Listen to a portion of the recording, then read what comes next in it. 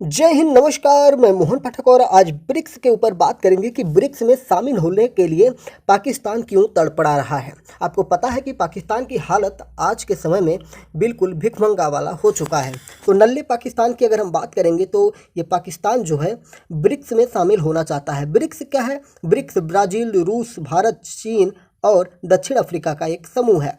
BRICS इतना ताकतवर है कि ये अपने देश के जो अपने ग्रुप का देश होता है इनको ऋण प्रदान करता है, यानी कि लोन भी देता है। इनकी अपनी खुद की बैंक है और साथ ही साथ ये अब तो एक अपनी करेंसी भी चलाने की बात कर रहे हैं, और जिसका विरोध अमेरिका जैसे देशों ने करना शुरू कर दिया है, क्योंकि अमेरिका का जो डॉलर है ये पूरी दुनिया में छाया रहता है और इसी से पूरी दुनिया में व्यापार होता है, क्योंकि अमेरिका सुपर पावर है।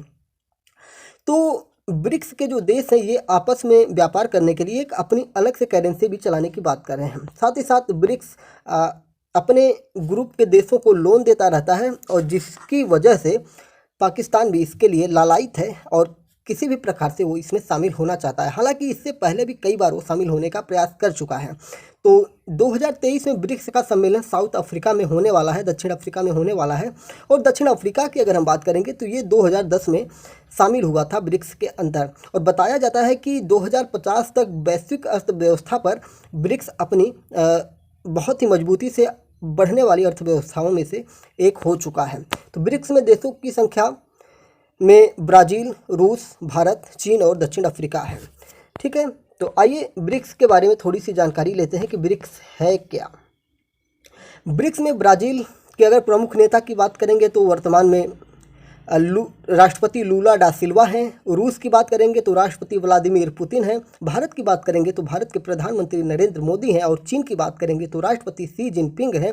और दक्षिण अफ्रीका की बात करेंगे जो 2023 की मेज़बानी करेगा, राष्ट्रपति सिरिल रामाफोसा हैं। ब्रिक्स जो है 5 क्षेत्रीय अर्थव्यवस्थाओं का संक्षिप्त नाम है, जो मैंने पहले आपको बताया कि ब्राज़ील, रूस, भारत, चीन और दक्षिण अफ्रीका है।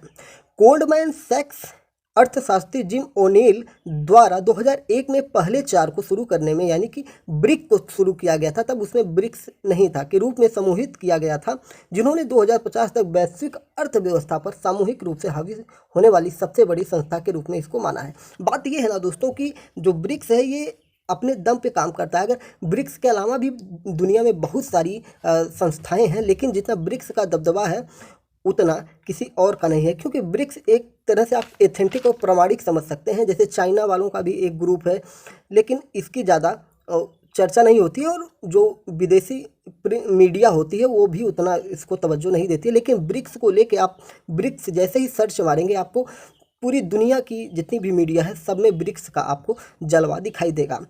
ब्रिक्स इस समय अपने विस्तार पर बात कर रहा है, क्योंकि ब्रिक्स चाहता है कि वो अपने ग्रुप का थोड़ा विस्तार करे। तो इसमें अभी लगभग दुनिया के 19 देशों ने ब्रिक्स में शामिल होने के लिए अपनी रुचि दिखाई हुई है। तो इसी के साथ पाकिस्तान भी रुचि दिखा रहा है, लेकिन ब्रिक्स के जो ग्रुप के देश हैं ये पाकिस्तान को इस ग्रुप में लेने की कोशिश भी नहीं करना चाहते। सिर्फ और सिर्फ चाइना जो है, चीन जो है, इसका समर्थन करते हुए दिखाई दे रहा है। हालांकि इससे पहले जब पाकिस्तान इसमें जुड़ने की कोशिश कर रहा था तो भारत के साथ साथ चीन और रूस ने भी इस पर विरोध दर्ज किया था।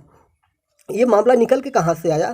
तो ये मामला जो है पाकिस्तान की रिपोर्ट में इसकी निकल के आती है कि ब्रिक्स में शामिल होने के लिए ये पाकिस्तान आगे बढ़ रहा है।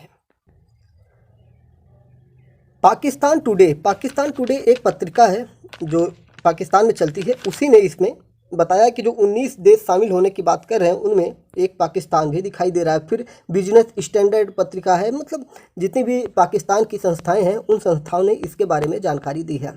तो इसमें पाकिस्तान को शामिल क्यों नहीं होने दिया जा रहा है, अगर इसकी हम बात करेंगे तो सबसे बड़ी मज़ेदार बात यह है कि पाकिस्तान की हालत आपको पता है कि इस समय उसकी हालत कितनी ख़राब है।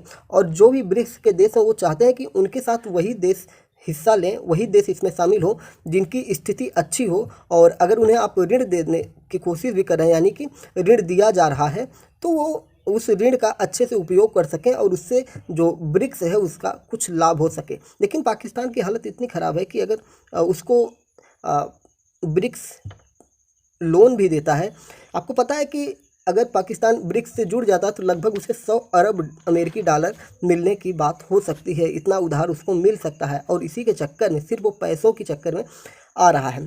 और भी सारी चीज़ें हैं, जैसे पाकिस्तान हमेशा इस्लामिक राष्ट्रों की बात करते रहता है। जब कोई भी मुद्दा हो तो उसमें अगर इस्लाम जुड़ जाता है तो वो उन देशों के साथ जाके खड़ा हो जाता है जो इस्लामिक देश होते हैं।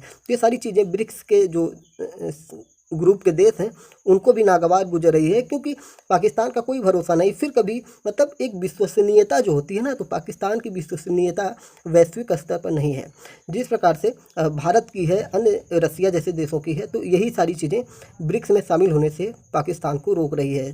तो ब्रिक्स में शामिल होने के लिए पहले भी पाकिस्तान कोशिश कर चुका है, आज भी कर रहा है, लेकिन देखिए आगे क्या होता है। तो 2023 की बैठक साउथ अफ्रीका के द्वारा ब्रिक्स की जाने वाली है और भी ब्रिक्स का जो विस्तार हो रहा है, अब देखने वाली बात है कि किन किन देशों को इसमें जोड़ा जाएगा। उम्मीद है कि आपको ये रिपोर्ट अच्छी लगी होगी। अगर अच्छा लगा होगा तो चैनल पर नए हैं तो चैनल को सब्सक्राइब करना बिल्कुल भी ना भूलिएगा। डेली करंट अफेयर्स और देश दुनिया में क्या चल रहा है, इन सारी चीज़ों के लिए, साथ ही साथ देश की हस्तियाँ और विदेश में सारी चीज़ों को हम एक साथ समेटे रहते हैं। जय हिंद, नमस्कार, भारत माता की जय।